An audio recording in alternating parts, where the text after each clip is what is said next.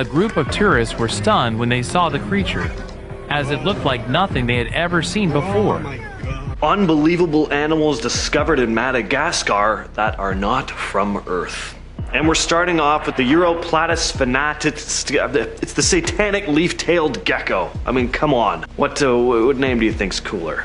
Not of this world. This gecko was spawned from the fiery pits of hell. Baddest gecko on the planet. Forget the typical gecko you might see like on a car insurance commercial. These things look like they were forged from magma. It gets its nickname for a reason. Its body is shaped like a dead leaf, and it has a tail that looks like it's just been like chewed up and spat out.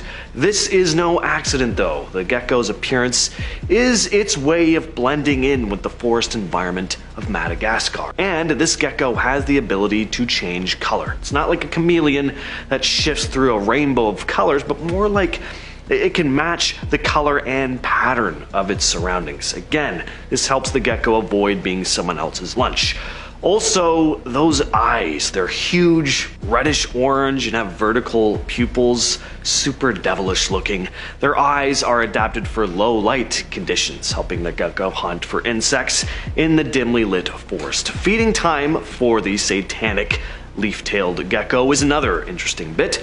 It's an insectivore, so it snacks on bugs. It's also a sit-and-wait predator, so it chills on a branch, perfectly camouflaged, and when an unsuspecting insect wanders by, it strikes with lightning speed. I think these are my new favorite type of gecko. Next, we have the Fangala-bolo. The Fangala-bolo is a cryptid that has been a source of terror in Madagascar for centuries, described as a giant bat creature. It is infamous for its nocturnal habits, residing in the caves of Ankarana National Park, standing at 5 feet tall with an imposing 7-foot wingspan. That would make it bigger than the biggest known bat species in the world, the giant crowned flying fox. It's said that the creature has a horrific habit of swooping down and tearing out people's hair. Luckily though, the beast only leaves the darkness of the caves at night. The Fangala-bolo is also a nightmare for farmers. One of the other things this creature is notorious for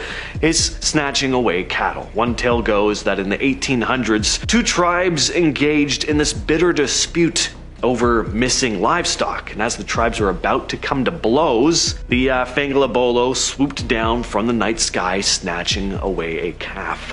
The tribes each fled back home in complete terror, but at least the mystery was solved and their dispute was put to rest. There are still rare sightings of this supposed creature till this day. Next on the list, we have the Madagascar leaf-nosed snake. If there's any snake on this planet that looks like it's from the Star Trek universe, it's gotta be this one. The Madagascar leaf-nosed snake has a snout that looks like it's been flattened with a pancake flipper. It's incredibly bizarre looking. The snake is nocturnal though, and that flat snout is perfect for burrowing into the forest floor in search of prey. Like many creatures in Madagascar, this snake is all about blending in. Its body has a bark-like pattern that makes it practically disappear among the dead leaves and the debris of the forest floor.